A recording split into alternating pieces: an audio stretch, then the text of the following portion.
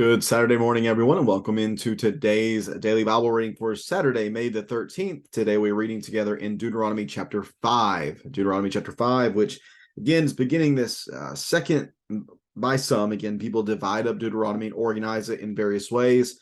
One writer that I've been reading, Daniel Block, he divides this up as the end of chapter 4 being the second main speech of Moses. And really within these speeches, there's kind of smaller speeches. They're different sections that group really well together.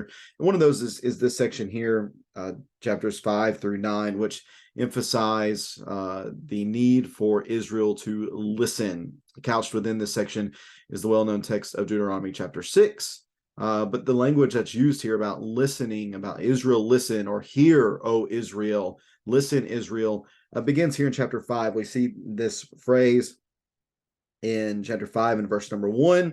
I also see in chapter 6, verse 4, and in chapter 9 and verse 1 as well. Listen, Israel, listen. It challenges the hearer to not just hear, but to listen.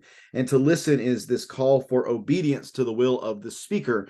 Remember, we talked about how this covenant here with Deuteronomy really follows the pattern of the ancient Near Eastern suzerain agreement between an authority figure, a really a king would go into a particular area, would dominate the area, would capture the area. That would be the suzerain. Then there would be the vassals, which are those who are the followers, those who have been conquered. And there's this agreement that you do this and I do this and I do this and you do this. And that's basically what we have here in Deuteronomy, is this type of agreement where Yahweh sets the terms and offers blessings for obedience, but curses for disobedience. And here the people have the opportunity to respond in the appropriate way. So here in chapter 5, we're going to see this instruction given to the people. And some have labeled this really as the Bill of Rights of Israel. And a lot of that really stems from the fact that if you follow these commands, then your neighbor and their rights and their well-being is going to be well taken care of. So keep that in mind as we go throughout this chapter here in chapter 5. Contained here within chapter 5 is going to be, we refer to them mostly as the 10 Commandments, but I'll suggest from some reading and some listening, some folks, and maybe the better way to understand this is the 10 sayings or the 10 words. Really, nowhere, as far as I can find in Scripture, are they actually called the 10 Commandments. That's kind of the way that we've framed them. So instead of them being commandments that might be very narrow in scope, maybe more so these would be better understood as 10 sayings, 10 words, 10 principles that could apply in various different ways and have different perspectives from which they could be applied and obeyed. So just something to think about here, and recognize that it's good for us to read these 10 words, these 10 sayings, these 10 foundational principles, because they still have a role in our lives. No, and I'm not saying that the 10 Commandments, that we follow them in the same way, that we view them the same way as the Israelites did. I mean, these were like the 10 things they needed to keep in their minds. But the same things are true for us. I mean, everything here that we have, even regarding the Sabbath, that's still something that's very true for us. I mean, look at Hebrews chapter 3 and 4. That still is very, very real and very in play in our lives, thinking about the Sabbath and, some principles of how the Sabbath was carried out for the Jews probably wouldn't be a bad idea for us to do as well, especially if we consider the Sabbath as being a day of rest and focus and worship. Really, that's probably what our Sunday should be a time of rest, focus, and worship, to really disconnect from a lot of the things that are going on in this world and really focus on the goodness of God and everything that he does for us. So those are just some things to keep in mind. Let's read this text together here in Deuteronomy chapter 5. And again, as we're reading through, if you have any questions or comments, please feel free to drop those down in the comment section below and we can have a further discussion on those things. Let's read together here, Deuteronomy chapter 5.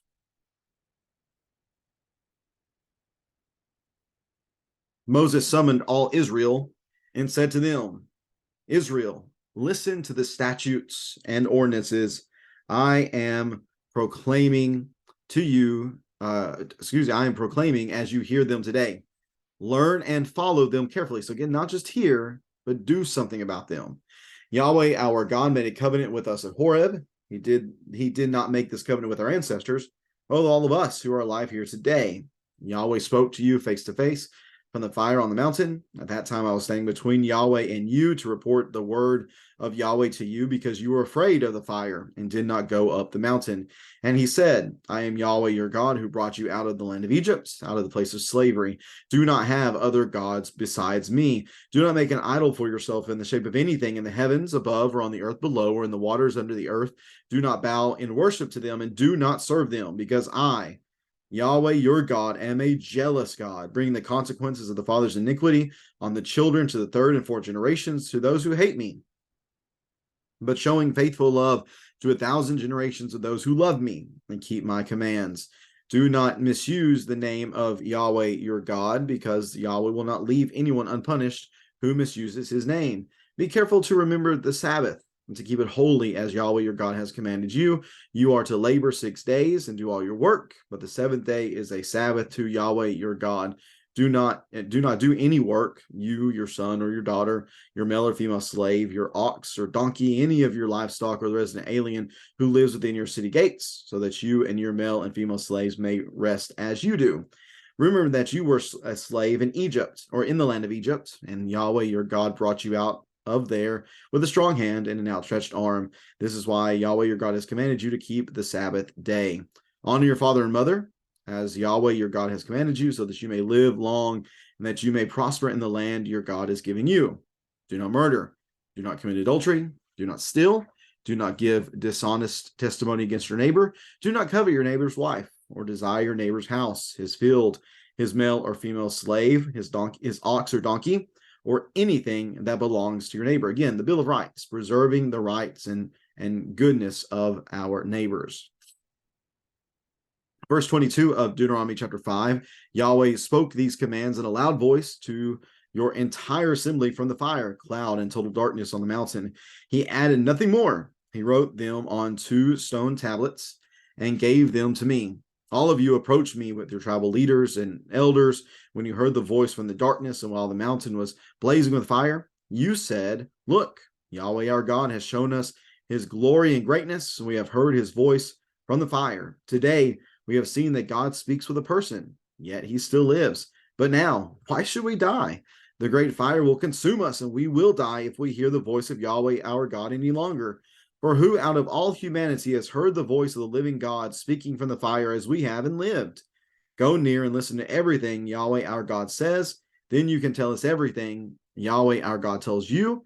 He will listen, or we will listen and obey. Yahweh heard your words when you spoke to me, and he said, I have heard the words that these people have spoken to you. Everything they have said is right. If only they had such a heart to fear me and keep all my commands always, so that they and their children would prosper forever. Go and tell them, return to your tents, but you stand here with me, and I will tell you every command, the statutes and ordinances you are to teach them, so that they may follow them in the land I'm giving them to possess. Be careful to do as Yahweh your God has commanded you. You are not to turn aside to the right or to the left.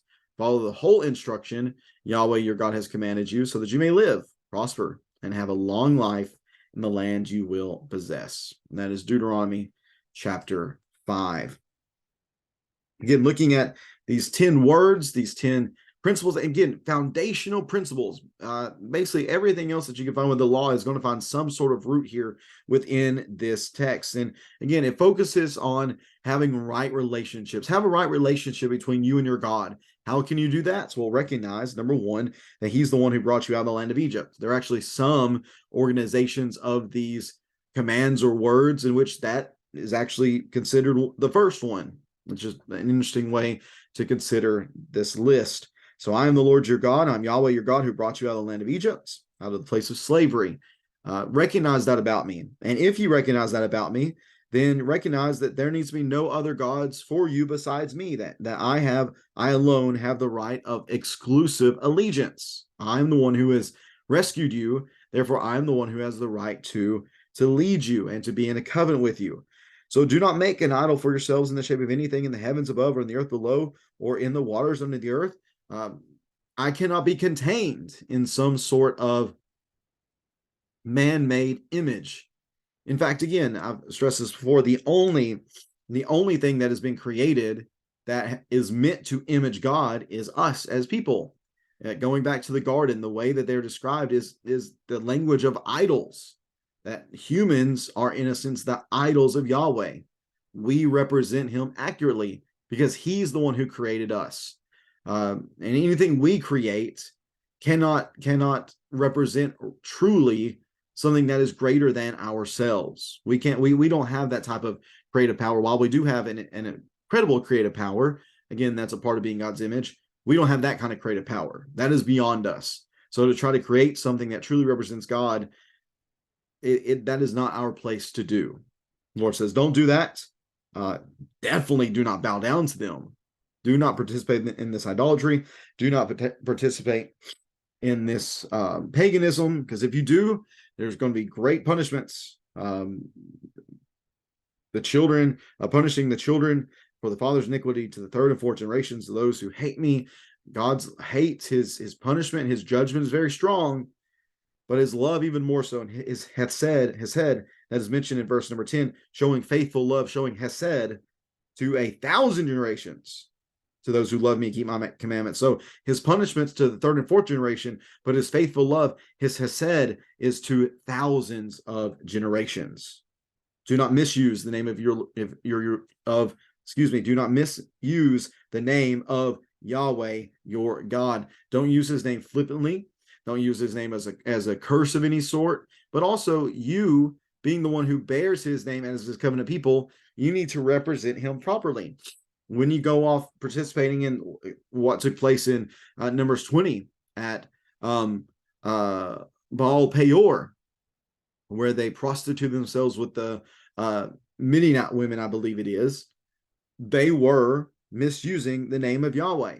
They were misrepresenting him. They were taking his name in vain by being those who bore his name, who bore the covenant. By living in that way and participating in that way, they misused his name.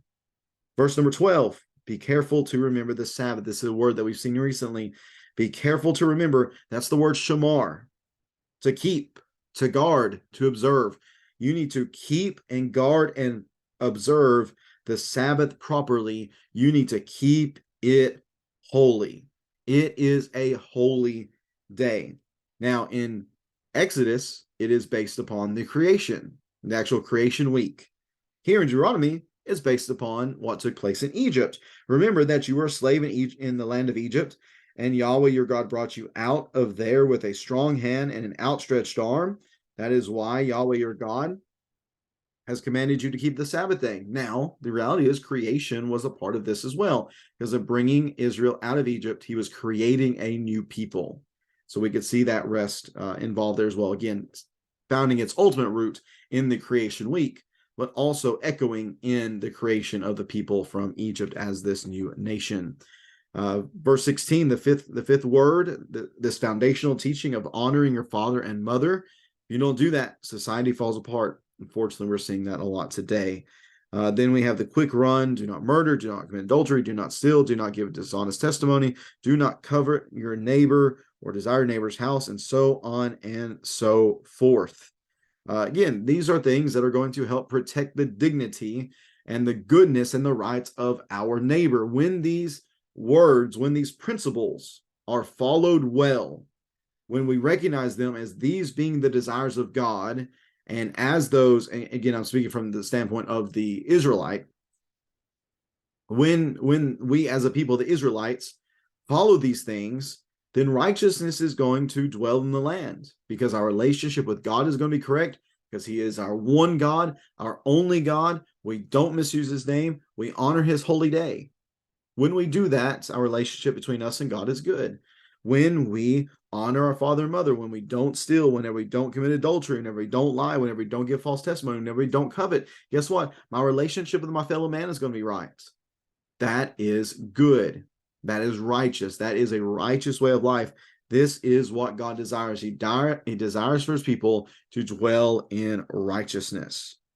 So in everything that's said here, I want to notice a few things in verse 22. Number one, The source of this is Yahweh. He spoke these things. Number two, he spoke them to the entire assembly. So everybody is under this authoritative teaching. Number three, it was complete. There's nothing more that needs to be added. Number four, they were permanent in their endurance for the people because they were written in stone. Now, the question is, how are they going to respond? Initially, they respond being terrified. Oh, this is scary. We're hearing this voice. We're seeing the cloud. We're seeing the fire. How has anybody ever experienced this and not died? Moses, you know what? How about you go take care of this for us, Moses? Why don't you go mediate for us, Moses? You can be Moses the mediator. It's even got alliteration in it. Moses, go mediate. Because we're terrified. Nobody's seen anything like this and lived. Why should we be any different? Moses, please take care of this. We are not worthy. So you go take care of it, and then tell us everything Yahweh tells you. In the end of verse 27, we will listen and obey. So Yahweh heard the words. He speaks to Moses. Moses speaks to the people. He says, everything they have said is right. They're seeing this the correct way. Verse 29, you can almost hear this lament. If only they had such a heart to fear me, keep all my commands always, so that they and their children would prosper forever. Sad reality is that even from the original point where these commands are given, there's been major failures. But if this would be their attitude, if they would have this attitude of humility and dedication and loyalty to Yahweh, then things go really well. But unfortunately, that's just not the case. And we see their failures from time to time. So tell them to go to their tents. Moses, I want to keep talking to you. I'm going to keep delivering you the commands, the statutes, the ordinances, and then I want you to teach this to them. And really, that's what Deuteronomy is. Deuteronomy is Moses teaching the people for one last time the important aspects of the law, relaying to them the need for covenant loyalty, relaying to them various aspects that were required of them. And if they would listen to these things, that they would take these teachings with them into the land, and if they would live by these teachings within the land, then they would prosper forever. So be careful. Be careful to do as Yahweh your God has commanded you. Do not turn to the right side or to the left. Follow the whole instruction of Yahweh your God as he has commanded you, so that you may live and prosper and have a long life in the land you will possess. Really, it's that simple. Do these commands. Do so with your entire heart. That's what we're about to see within this text. Is not just about strict obedience without heart. God desires the heart as well. God desires the heart. So if you will do these things properly, if you will do them out of a real love for me, then there will be a great blessing in your life. Again, God will show his faithful love to thousands of generations. That's just who he is. The question is, what type of people were they going to be? And really the question is for us as well, what type of people are we going to be? Mentioned yesterday, we're going to be the people who suffer the punishment to the third and fourth generations, or are we going to be the people who are experiencing God's faithful love, his hesed, for thousands of generations? May we be like the Israelites here in this chapter, where they show real reverence, fear, and humility before Yahweh, where they show commitment. We will listen and we will obey. Will we be like that? Or will we be like the rebels who end up dying in the wilderness? That's the only question that we ourselves can answer. Hopefully we're learning to make the right choice here from what we've read in Deuteronomy. I really appreciate you tuning into this reading on this Saturday. Here in just a little bit, we'll be gathering to honor Joanne Real Pope for one last time as we put her body in the ground for a little while, and we await, all of us, the resurrection whenever we will be united once again. Hope to see many of you there, and hope you have a great rest of your Saturday, and we'll be back at it again tomorrow, reading from Deuteronomy chapter 6, and actually I'll be preaching from Deuteronomy chapter 6, so tomorrow's reading will not be too in-depth, just so I can focus a lot of what I want to say in the lesson tomorrow for Mother's Day, because this is really an important text for parents, but also just an important text for all of us as we live as the people of God. So looking forward to studying with you, reading with you tomorrow, and then studying with you tomorrow as well in our worship assembly. Again, have a great Saturday, everyone. May God bless you in all that you do, and hope we'll see you tomorrow. Take care.